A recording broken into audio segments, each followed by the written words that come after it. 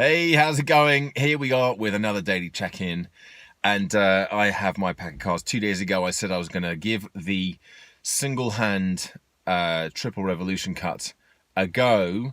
Well, I did it, and I made a complete ham-fist attempt at it, and then I did it a bit better yesterday, and today it's come on a long way, but I've just been sat here trying to do like a cutaway onto just above here with my kind of hand down here doing the thing. And I just kept on messing it up, and it wasn't working. So earlier on, I was maybe 3 times out of every 5 it would work, and they're probably about 2 times out of 10 it worked, and even those ones were a little messy. So I have actually got some that were a couple that were okay, but I figured in the spirit of doing these videos the way I've been doing them, I'm just going to do it. I'm just going to talk through what's happened today, and at the end, I'm going to give this a go.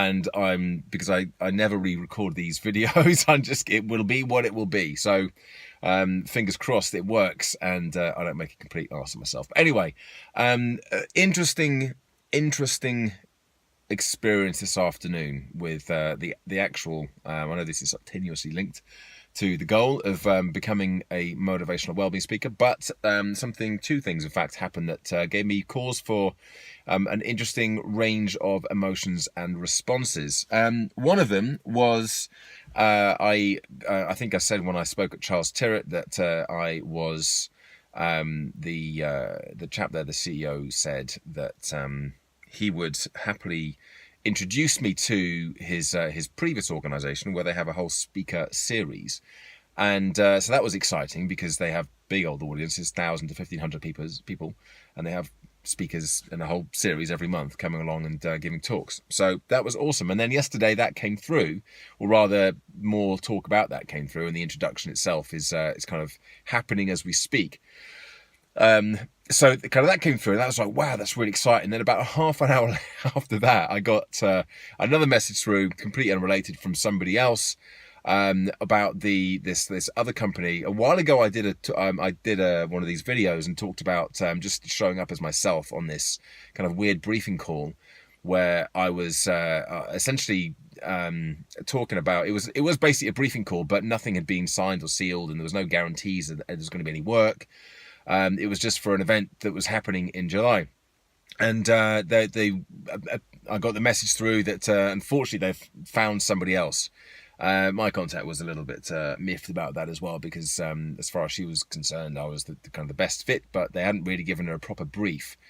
So she was like, what can I do? So rather that than turn up and give a great talk, and actually it's not what they were expecting or hoping for.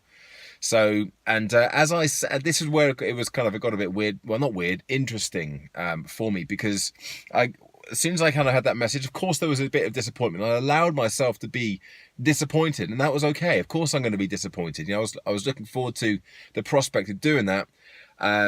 But at the same time, I was also very quick to kind of move on from it. And I realized that I was having these kind of thoughts. I realized I was having these thoughts of, they've turned me down, they don't want me, they found someone better than me. And very quickly realized that actually that was, I was just having a kind of a natural response to what had happened, to the news I'd just received. And it wasn't about me at all, it was about them, and I wasn't the right fit for what they wanted. And as I'd said in my other post and my other video, all I can do is show up and be 100% me. And if I'm not who they're looking for, then I would rather know that, rather than try to be somebody else and try to deliver something that I'm not an expert at delivering, or trying to deliver in a style that I'm not comfortable in delivering in, and to kind of try to flex myself too far out of kind of what is authentic. So this whole range of emotions, from bitter disappointment straight back into like, you know what, that's absolutely fine. I will move on. And I moved on immediately from that, with no bitterness or regret or resentment or anything like that. It's just business, and it's just what that one isn't meant to be. And I know right now I would love to be doing loads of talks. I'd love to be getting booked up left, right and centre, and this would have been awesome to have done this. And don't get me wrong, I was absolutely disappointed by not getting it, but at the same time, I'm very much about looking forwards, and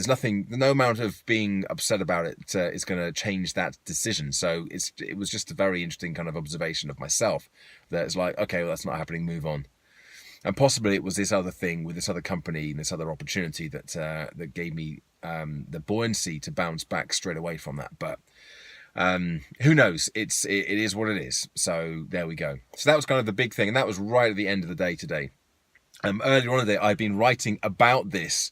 I've been writing about one of the things I've observed with doing these cards, which I talked about. Well, in fact, I talked about it yesterday, and I wrote about it in my email today. That it literally is just certain things. Usual problems there with the memory full. Honestly, that's what happened. I didn't just cut that because I cocked up the thing, as we'll find out in a moment.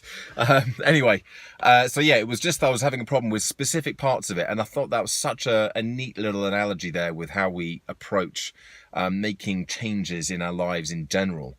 Looking at, I've got a problem with the whole thing. Well, actually, it's a part of the thing that we usually have a problem with. And if you can identify what the bottleneck is, then it gives you the opportunity to focus on solving that one small part of the problem and not getting overwhelmed with a story of, I can't do this whole thing. So that's kind of been my approach with this particular movement with the cards, this flourish. I'm going to give it a go now, see how this turns out. And as I said, the last probably 20 times I've done it, I've managed to get it more or less right just twice. So let's just give it a whirl and see what happens. I'm not going to do it again. If they go everywhere, they go everywhere. So this is how we do it. I'm going to try to get the camera positioned so I haven't got to have my hand in a really awkward place like that. And hopefully I'll keep it on there. Right. So let's do this. Flick up. Twist around. I do have to say it out loud what I'm doing, by the way. That's an important part of it. Flick around. Oh, I think this is going to be a good one. This is going to be a good one. Keep the camera on it. This is going to be it. This is going to be it. I think I've done it. Slide that under there. Yeah, that was the tricky bit. Now I've just got to get that bit around to there. Flick that bit up. Drop them in. Smooch all that together. It's a bit of a mess, but I'm going to call that a success. I'm going to call that I've done it. Well, what do you know? Anyway, there we go. A bit of purposeful practice, it does work. And there were some very, very teeny tiny nuances with this, things that I wasn't quite in the right position with. And I went back and checked the videos again and redid it and practiced and figured out what it was I was doing. And I also think that on those tutorial videos, the people who are making those videos find some of these movements, obviously they're explaining them very well, but their fingers and hands move in very different ways to my hands or your hands, or if you're not used to doing this. And what I've been finding is that I'm actually getting more dexterous. I'm getting stronger in my hands in various positions, and because I'm doing it, it's just I'm building up the muscles in movements of my fingers that I wouldn't normally move them in. So these guys, they're finding these kind of positions easier than you or I would, which makes when they're describing it, they're kind of missing out some of the key pieces of information and things that you and I would likely struggle with. So anyway, that's been my observation, and that's a useful lesson for me to learn as well going forwards and watching more tutorials and learning more of these things.